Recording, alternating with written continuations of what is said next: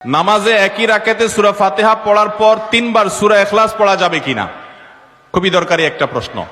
সূরা ইখলাস কোরআনের এমন একটা সূরা, যেই সূরা শুধুমাত্র আমাদের আল্লাহর কথা বলা আছে। এই সূরাতে অন্য কোনো সাবজেক্ট নাই। এই সূরায় শুধু কার আলোচনা আছে?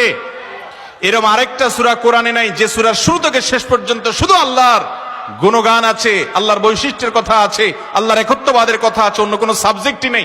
এটা সাবজেক্টই শুধু আল্লাহ তাআলা। এই জন্য এক সাহাবী এই সূরাকে খুব ভালোবাসতেন। তিনি মানুষের ইমামতি করতে গিয়ে সূরা ফাতিহার পরে অন্য যা পড়েন না পড়েন সাথে সূরা ইখলাস অবশ্যই পড়তেন।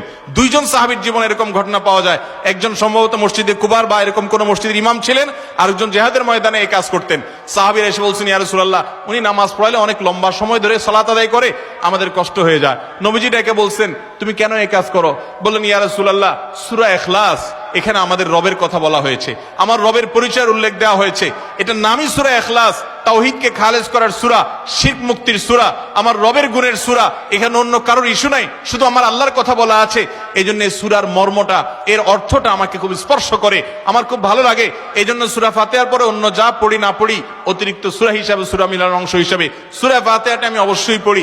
নবী করিম সাল্লাল্লাহু আলাইহি সাল্লাম বলেছেন, এই সূরার ভালোবাসায় তোমাকে জান্নাতে নিয়ে যাবে। এই জন্য ভাই দেখবেন, সকাল সন্ধ্যায় সূরা ইখলাস, সূরা ফালাক, সূরা নাস 3 বার, সকাল সন্ধ্যার পাশাপাশি 5 ওয়াক্ত সালাতের পরে একবার, রাতের শোয়ার সময় আবার 3 বার, মানে সূরা ইখলাস এতবার পড়ার আল্লাহ তাআলা ওজিফা করে দিয়েছেন। আমরাও সূরা ফাতিহা সবচেয়ে বেশি পছন্দ করি। এই মজলিসে যত লোক আছেন, আমার বিশ্বাস বেশিরভাগ মানুষ সূরা ইখলাসকে মহব্বত করেন, তবে সেটা ওই সাহাবীর মহব্বত করে না, নামাজ শর্ট করার জন্য। ঠিক না?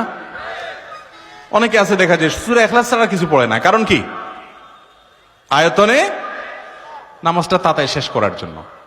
এইটার কারণে জান্নাতে যাবেন না, আবার খুশি হয়ে যায় না যে আমি এত বেশি বেশি পড়ি। আপনার নিয়ত যদি হয়, মতলব যদি হয় নামাজ সংক্ষিপ্ত করা, তাহলে হবে না। এই জন্য ভাইরা আমার, সূরা ইখলাসটা নামাজের মধ্যে কেউ যদি পড়েন বিভিন্ন রাকাতে, সূরার মর্ম উপলব্ধি করে তিনি ইনশাআল্লাহ সওয়াব পাবেন। এই সূরার তাফসীর জানবেন। একদিন ইনশাআল্লাহ কোন একটা প্রোগ্রামে কোন আলেম থেকে সূরা ইখলাসের তাফসীরের উপরে 1 ঘন্টা আধা ঘন্টা ওয়াজ শুনবেন, খুব গুরুত্বপূর্ণ। সূরা ইখলাস এটা যদি কেউ 3 বার 4 বার 5 বার পড়ে, শুধু সূরা ইখলাস না, অন্য সূরাও, সূরা ফাতিহার পরে আপনি সূরা ইখলাস 3 বার পড়লেন, সূরা ইযা জা 2 বার পড়লেন, অন্য সূরা 3 বার পড়লেন, কোনটা রিপিট করলেন, একই আয়াত বারবার পড়লেন, এটাতে কোনো অসুবিধা হবে না।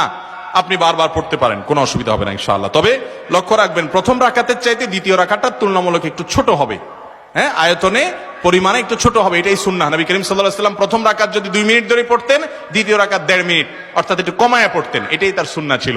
বাস, এরপর আপনি এবার সূরা ফাতিহার পরে 1 সূরা বারবার পড়েন, হ্যাঁ, কয়েক সূরা বারবার পড়েন, বা অন্য একটা সূরা পড়ে আরেকটা সূরা বারবার পড়েন। সূরার মহব্বতের কারণে, মর্মের কারণে, একই আয়াত জাহান্নামের কথা আছে, জান্নাতের কথা আছে, আল্লাহর কথা আছে, সেজন্য আপনি বারবার পড়েন, কোনো অসুবিধা নাই ইনশাআল্লাহ।